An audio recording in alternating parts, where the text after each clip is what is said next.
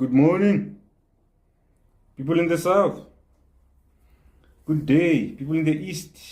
Those who are in the west, good afternoon. My friends in the north, good evening. I hope everyone is okay. I hope everyone is fine. It's hot down here in the south, very, very hot. And we're getting used to it bit by bit.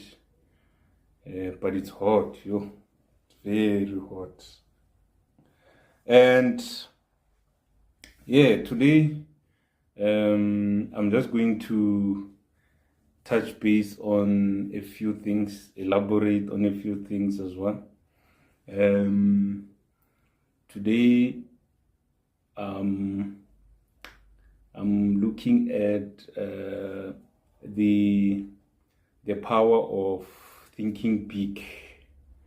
Today I'm looking at what like I related in the last episode that we need to take our thoughts very seriously, and much as we take those thoughts seriously, we also need to consider that everything else that we think of has a potential to become the next big thing in the innovation space. So today I want to spend the next 30 minutes around the fact that we need to consider the power of our dreams and the power of big thinking, or thinking big, thinking out of the box, So there's a phrase that says the most powerful weapon in the world, it's a dream. And I believe that phrase because a dream is not always the one that we experience when we're sleeping. There's always another dream that comes through a thought when you are awake and sober. You start reminiscing around things that you want to see happening in your life. You start visualizing things that doesn't exist. That is also called a dream. And you can even put them in order or format on how you want them to be in your mind. And that is also called dreaming, So we tend to take that for granted and just think, just one of those things, it means nothing and there's nothing I can do about it. But let me tell you, there's power in thinking big. There's power in dreaming. Whatever dream you may experience, whether it's a nighttime dream or daytime dream, as long as you are dreaming, there's power in that. So actually not apparently, a dream it's the most powerful weapon, because if you don't dream, it means you do not have a foundation, you don't have a starting point. So the most powerful starting point is for you to start dreaming about things that you want to achieve. When we grew up, like I highlighted in my third episode, when I started to get, or when the innovation bug beat me when I was still in high school, we used to interact a lot with other guys across the village, across the area. And there was a guy called Steven Mashanya. Steven Mashanya, I'm not sure if he's still alive, or I'm not sure. I haven't seen him in decades. So Steven used to be a dreamer. My first encounter with Steven was when he called us to come and see what he has built. That guy has built, that was back in 1997. That was back in 1997. And Steven has built a car a car that moved on its own with a battery, of course. And it was the first thing that, actually, it was the first time I saw someone build something like that, and it blew my mind. And listen to what Steven said. Steven said to me, I'm also building a casino. What do they call these machines? Casino slot machines. I'm also building a casino slot machine. You're going to slot in a coin, and then you press a button, then the slot machine will run, and then if you win, it will give you money. I couldn't believe, and then he took me through to his sort of lab. He showed me what he was building. That guy had built the basic structure of the machine, the casino slot machine, with those rolling wheels, and he put a bit of a glass, a sample of a glass where he's going to cover those wheels, and then he showed me where the money is going to go, and he was still busy building the mechanism to determine whether the money is 1 rand or 2 rands or 5 rands and so on. So he crossed my mind as I was thinking about the power of dreaming big, that we used to have a guy called Steve, and Steve was that guy who come up with things, and Steve was that guy who built things, but Steve never got anywhere. I don't remember Steve participating or implementing any of his ideas in the economy that we live in. All I remember is that Steve used to go compete with us in the school competitions because we went to the same school. So the power of dreaming big, ladies and gentlemen, it's very important, and it's very powerful. So if we take whatever information that we have, whatever information that we learn from this channel, and start applying and implementing whatever that comes through our thoughts, I guarantee you something is going to give and something is going to come out of it. And again, there's another power of another power that comes of the power of thinking. The moment you start understanding the power of thinking, you will start to realize that there's many other powers that comes along with the power of thinking. I call it the power of animation. So every time I come or I think of an idea, my first stop, it's animation. I once mentioned in one of my episodes that I'm gonna touch base on the power of animating your thoughts or your ideas. And it worked for me, or it works for me a lot, because when you animate things, they are more like you are implementing them in the form of cartoons in your head, and they become real in your head, and you can actually see them happening the way you want them to happen. And the more you see them happening, is the more they spark furthermore other powers that it comes along with. I'm not sure if someone understands me or someone will understand what I'm trying to say. I'm trying to take what is in my mind and put it on the table for people to understand. So sometimes we need to take ourselves through, especially as innovators, take ourselves through that channel. You know that route that innovators and entrepreneurs go through, the route which not everyone is willing to walk, or the road which not everyone is willing to walk. The hardest route that not everyone is willing to walk. Normally they say it's entrepreneurship. It's a space where you can never find just everyone. So the space is not crowded, so to speak. Yeah. So this is what happened with me around the power of thinking and the power of animation. One of the project I'm involved in, I'll keep on coming back with this project, because eventually I'm going to let it out and share with the people, because we're still working on it and it's still coming together. It's under development and everything. But I'm gonna start with you from how it started.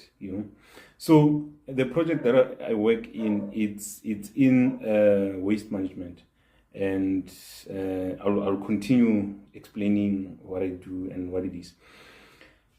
It came through as a solution to a problem that we have here at home.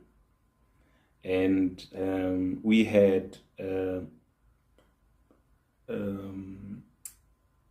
water and sanitation problem, so to speak. So every other year, around the end of the year, our sewage line will get blocked, and as it gets blocked, we have manholes, in our yard, and then the little manholes that we have will start to give out all the waste from other households, from upstream, all the waste that was flushed to the sewage line. It will come through to the 4 or 5 houses on my street. So we experienced a lot of that. So every other year, towards the end of the year, towards the end of the year, that's when we start to experience more rains, heavy rains and stuff like that. And storm water fills up the drainage system and everything. I think the storm water triggers the entire problem. And a thought hit my brains, and I thought, based on the municipal explanation of the problem, there is no any other way except waste that is being thrown everywhere across the area where we live. And when stormwater sweeps away the waste, it goes to the drainage system, blocks the drainage system.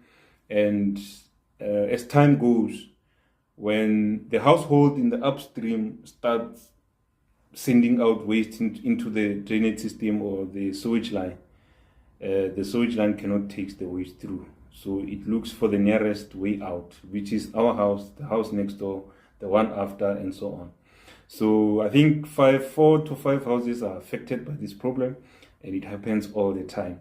So a thought struck my mind, and I started thinking about a root cause to the problem. A root cause was not that municipalities are not looking after their drainage system. A root cause was not that it rains a lot. A root cause was not that we stay in a slopey area.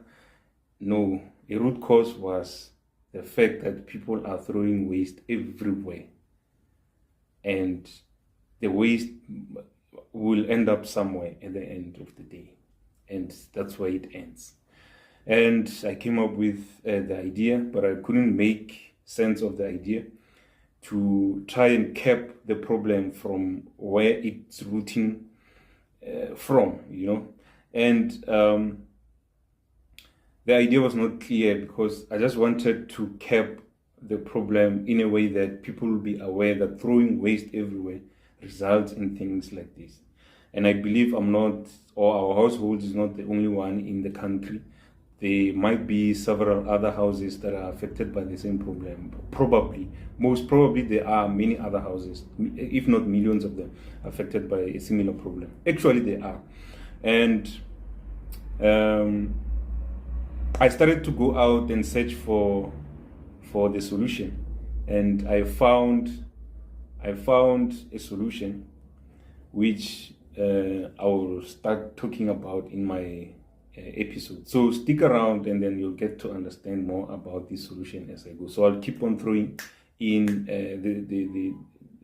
the sequence of what happened for me to get to the solution eventually. But the fact that the point that I'm trying to make here is that the power of animation actually assisted me to come up with this solution, because I first thought of putting people or holding people responsible for throwing waste everywhere. But another question would be, how are you going to see them when they throw waste everywhere? Do I need cameras everywhere in the street so that when somebody throws anything on the ground or anything anywhere, the cameras will be able to pick them up, but they will be aware that there's cameras. So they'll go to places where the cameras are not actually covering, and then they'll throw waste there.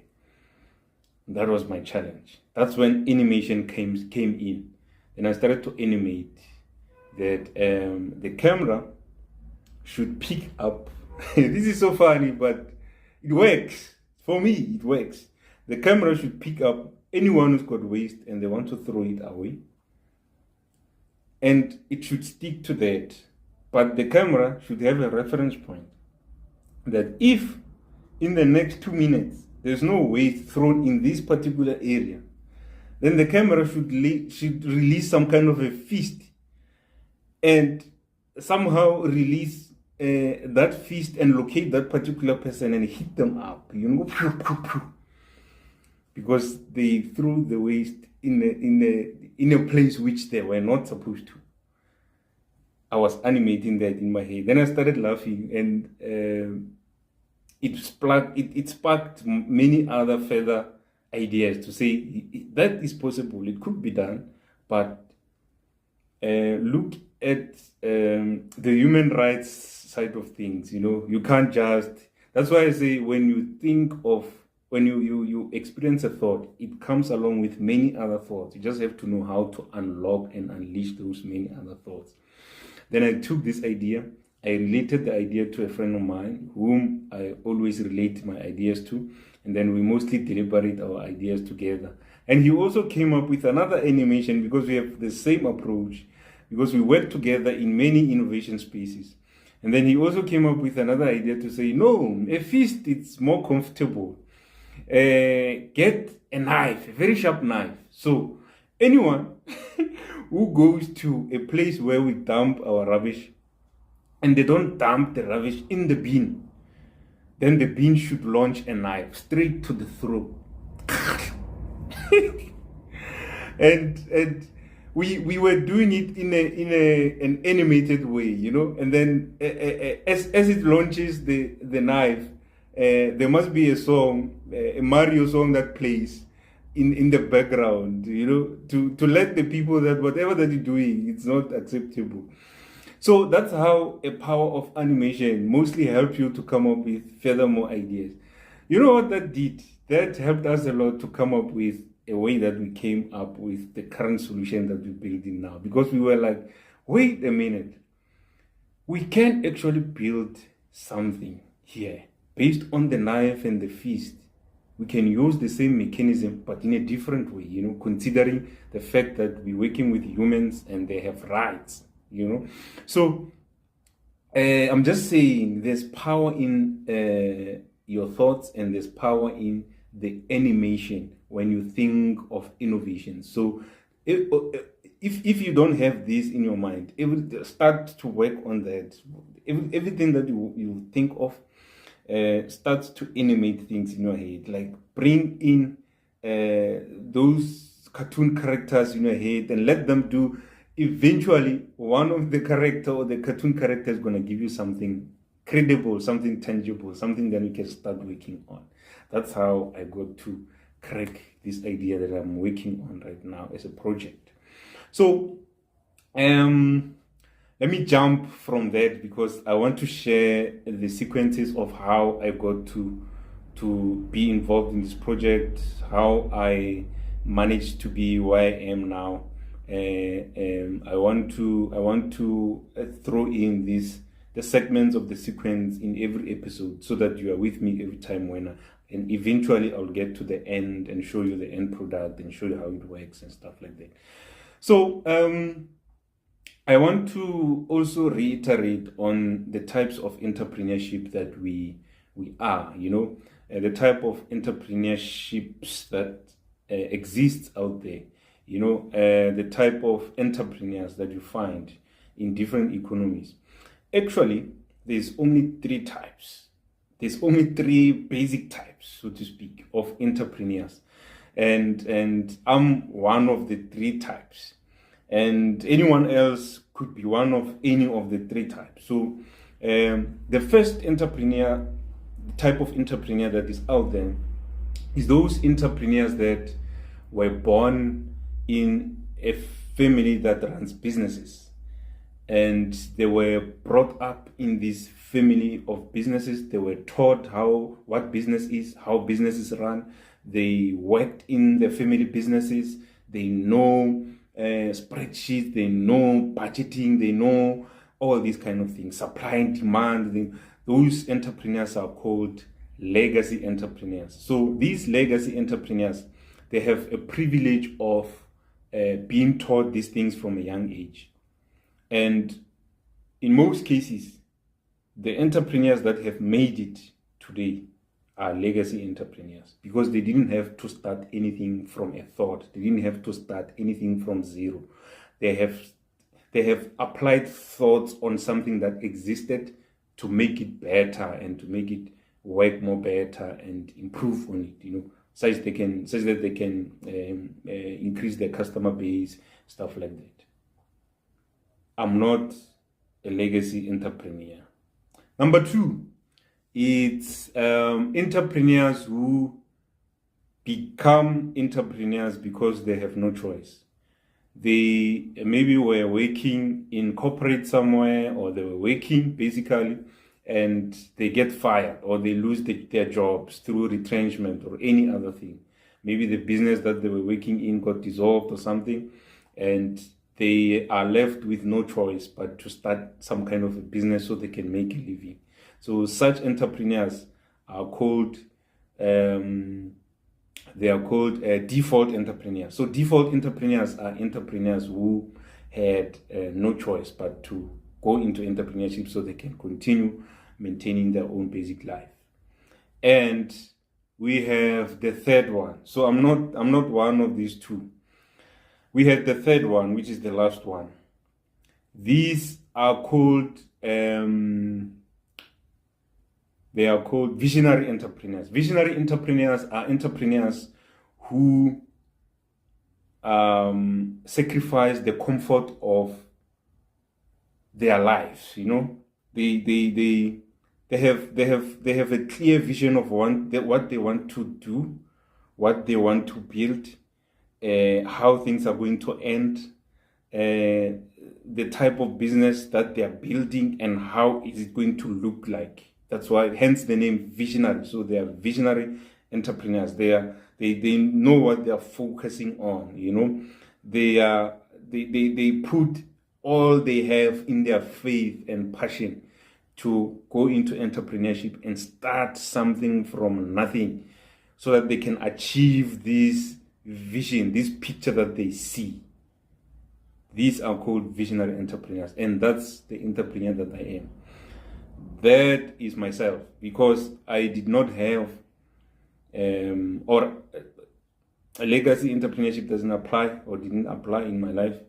Default entrepreneurship didn't apply because I released myself from my job, and then I started to work on my things from zero, from scratch. That is called a visionary entrepreneur. And these are entrepreneurs who are going to use their passion, and they're going to lean on their faith to achieve whatever that they think will work. So they're gonna base all of that on their thoughts, and they're gonna base all of that on the power of their thinking. They're gonna base all of that on every other methodology they can use and find in the toolbox to make it work and see this final picture. Those are visionary entrepreneurs. So one of the tools I use is animation. So I use animation to help me navigate around coming up and refining this idea to become one fully fleshed, complete idea. That's why now I have idea that I found, and then I worked on the idea, refined it. It became something that I envisioned. It became a solution that's going to solve a problem. It became a project that it's been recognized now, and a project that took me places, and a project that is going to contribute a lot in the economy of this country, I believe. Because we work with faith, so we always believe. We believe in the impossible. That's what faith is about. So you need to also, as I'll use myself as an example, you need to also recognize yourself, recognize your own skills, recognize yourself in a way that you need to know what you are capable of doing. You need to know what you can do and what you cannot do. Use that to build towards achieving that final goal, achieving the vision as a visionary entrepreneur. Most of us, if not some of us, we are visionary entrepreneurs.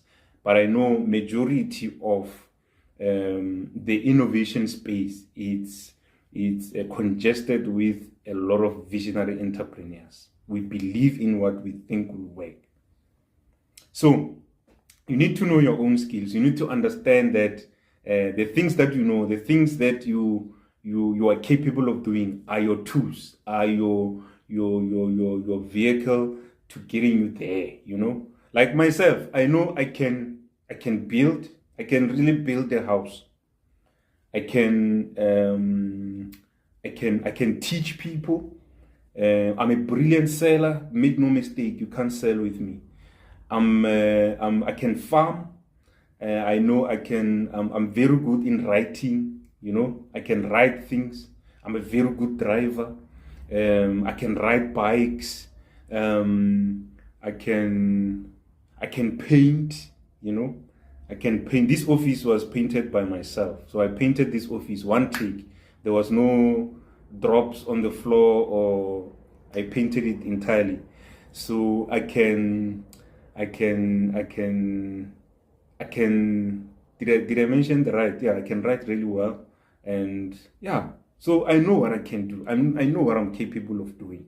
So those things help you to build confidence in yourself, such that you understand what you can become, what you can do, and what you are better at, you know, and they will help you to achieve that final goal as a visionary entrepreneur.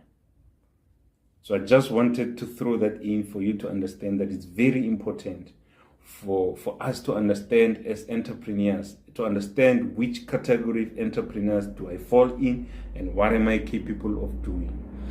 As soon as you understand that, it will be much easier for you to understand how to navigate around the challenges that you come across as an entrepreneur. So, like I was saying earlier, that I'm working on a project that is being developed for waste management. The project is called the Smart Skip Bin. I mentioned that in one of my previous episodes. The Smart Skip Bin, it's a project that is based on a thought which was motivated by animation, and I was able to crack the core of the idea, and now it's a project that is fully fledged.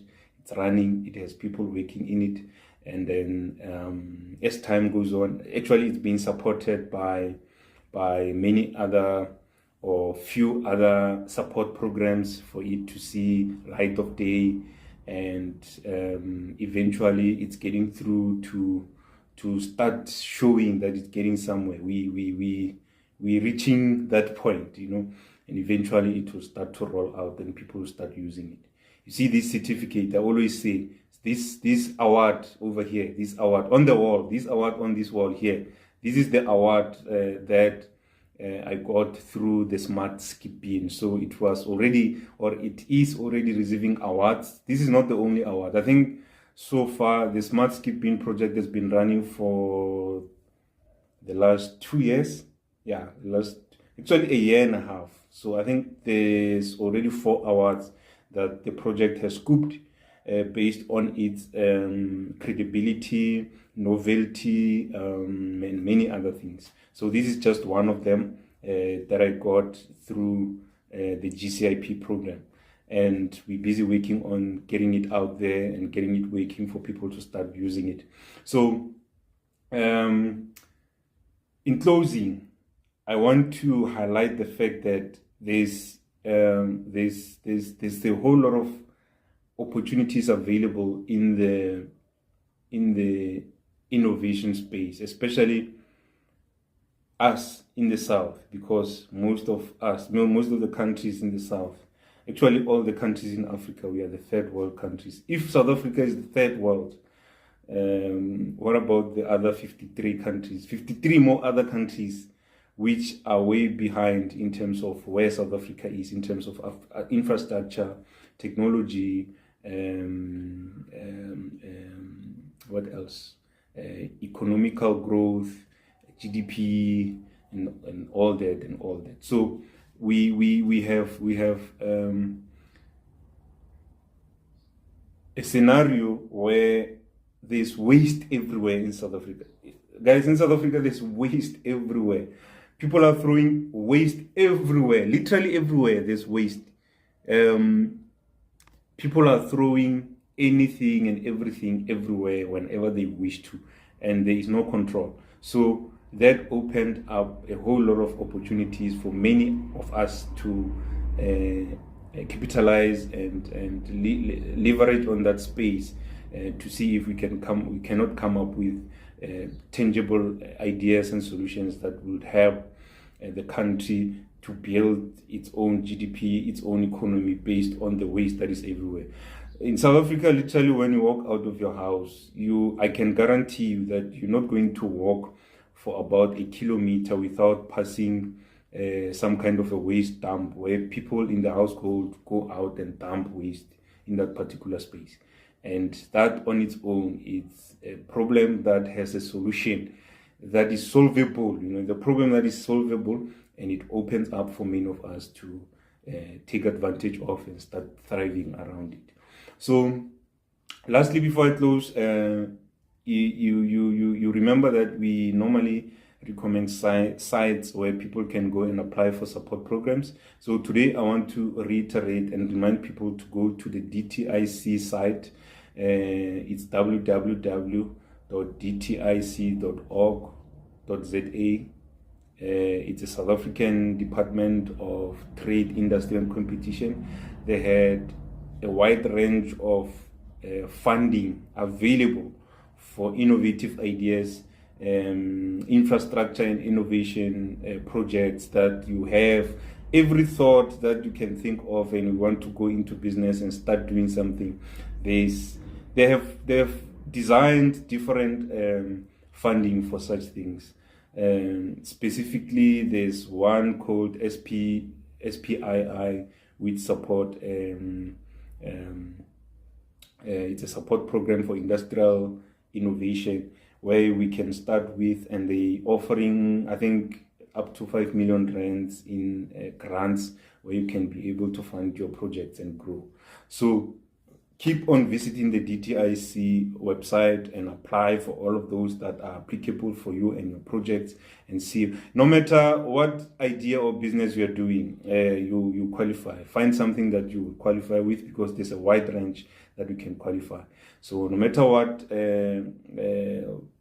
innovation or innovative or disruptive innovation you have, look for the one that is more applicable to you and apply. You will definitely get the money and start growing from there. So let's not sleeping on these things. They put them out there for us to apply. If you don't apply, then they will come back to us and say, guys, the money is going back to Treasury because you did not apply. So we're taking all the 50 billion back to Treasury, and we'll find some other uses for it. We'll reallocate it somewhere else because you don't want it, Yeah. So in closing, South African young people and young people at large, everywhere across the continent, everywhere across the world, let's familiarize ourselves with books. You go online, you search for books that are relevant to your current situation, read books and inform yourself. Be informed and know something, There's a lot that you need to know. There's a lot that you can learn from people who have done it before. And today I'm recommending a book called Billionaires Under Construction. Billionaires Under Construction, written by Sibusiso Leope. You can go search the book, buy the book wherever, they'll courier it or ship it to you. It's a book that talks about faith and believing in yourself, and faith in believing in the things that you think are going to happen, faith in believing in the things that you know, that you visualizing them, and you know that This is what I see it's going to happen. So you are not a billionaire yet, but you are a billionaire under construction, because you know where you're going.